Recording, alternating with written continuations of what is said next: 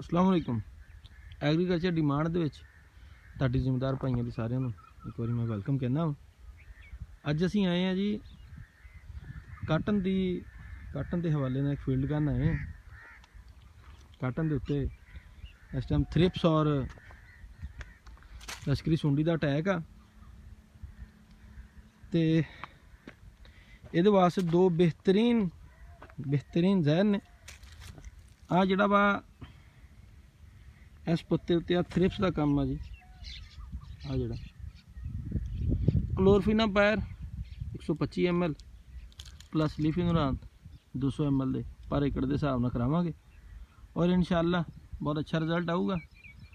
और अज दी इस फील्ड क्योंकि ये हैगा वा सरों का राए का वढ़ आ ते इहदे विच असीं 10 किलोग्राम जाफर वालियां दा चीता सल्फर वो दाने का सल्फर पर एकड़ के हिसाब नाल किरा करावांगे जी। नाइट्रोजन किसी भी खाद दे नाल क्योंकि फास्फोरस इन्हूं पई होई आ।